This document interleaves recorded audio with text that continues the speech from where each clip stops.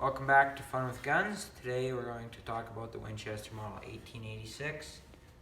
This was the first repeating firearm designed by John Browning, and it was the second gun in his long partnership with Winchester.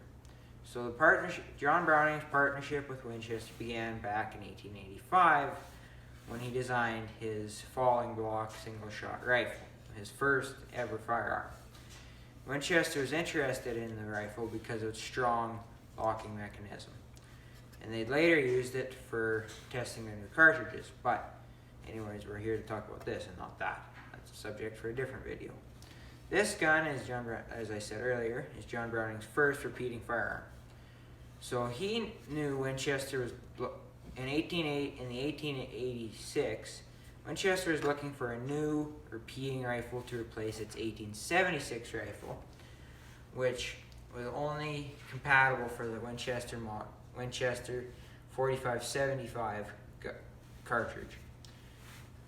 They wanted to be able to make a gun that would be able to fire the 4570 government cartridge, which was more powerful than the 4575 cartridge. And the reason they couldn't build a gun to use that cartridge before is because the way their loading mechanism worked in the 1873 and 1876 Winchester rifles, because they used a knee toggle joint operating mechanism where the lever is connected to a toggle joint in here in the receiver of the gun that operates the elevator and the extractor and so on.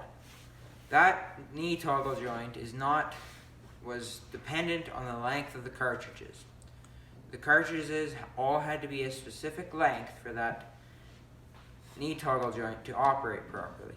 While with the 4570 government cartridge, the cartridge lengths varied because of different, like say 150 grain 4570 caliber bullet would be a hair longer than say your 90 grain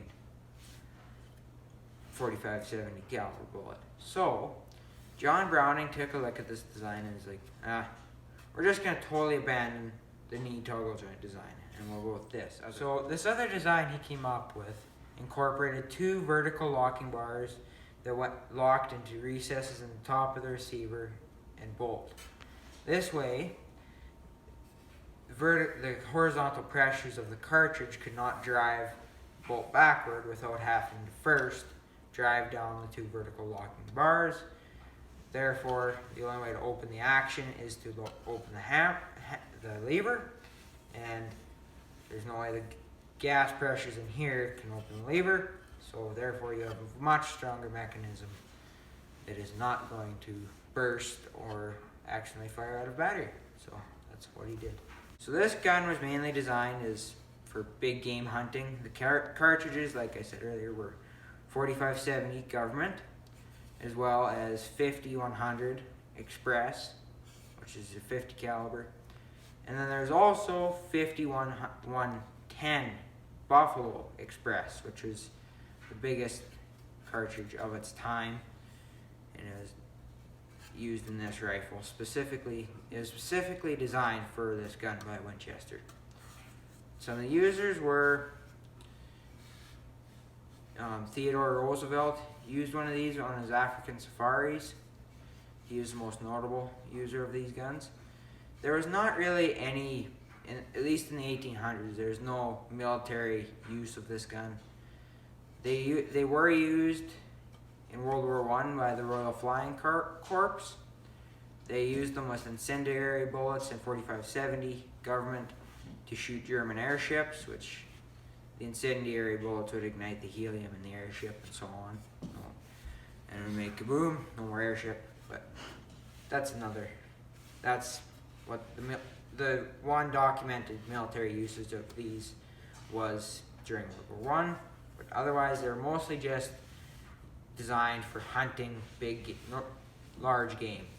They tried to sell these to the Canadian government, the Northwest Mounted Police, but they couldn't convince the Northwest Mounted Police to invest in them because they already had their 1876 Winchesters and they're perfectly happy with those, even though they tried to make some specific models just to go to the Northwest Mounted Police, but they just weren't interested.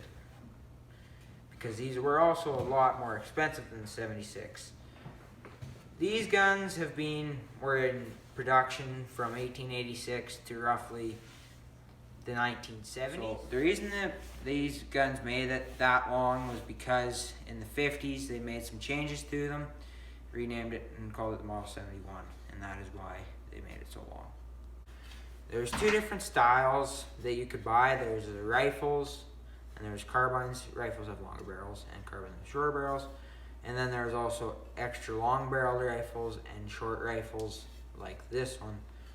This is a short rifle version.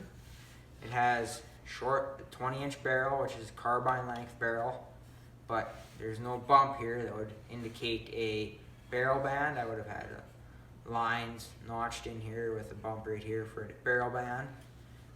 Short rifles, the way to tell a short rifle from a carbine is no barrel band or barrel band. It also has the fancy pistol grip stock, as well as a rifle crescent shaped butt plate that was also only on rifles. And this one I could say it's in 5110 Buffalo Express, because the whole point of the Winchester 86 was to have the huge cartridges in it. And so, but these are to this day considered the strongest locking lever action rifles ever designed. And that's about it. Thanks for watching Fun with Guns, and I'll see you again sometime.